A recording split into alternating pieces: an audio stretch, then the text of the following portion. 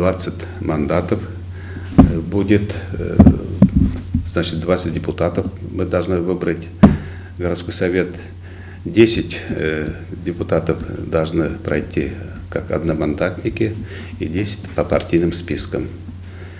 Кроме этого, у нас в городе будут проходить еще выборы депутатов Государственной Думы Федерального собрания Российской Федерации.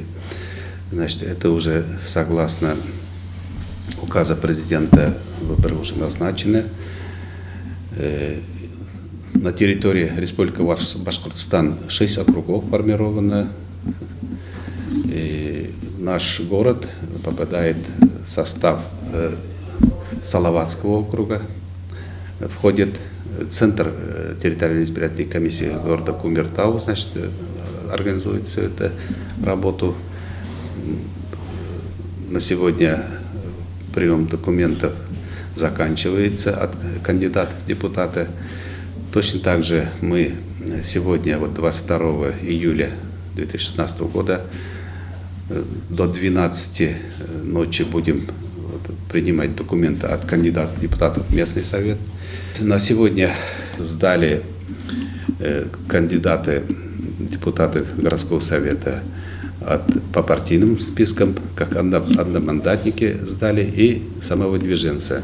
Территориальная избирательная комиссия, рабочая группа, значит, проводит проверку достоверности сведений, указанных кандидатом депутата, в заявлениях о согласии баллотироваться, представленных подписанных листов с подписями избирателей, собранным в поддержку кандидата и другие документы будут проверяться.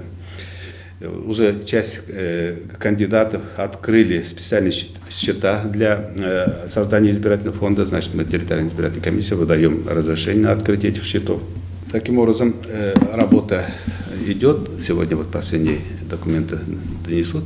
И мы разослали документы для проверки достоверности фактов. Это ГОВД обязательно на предмет судимости.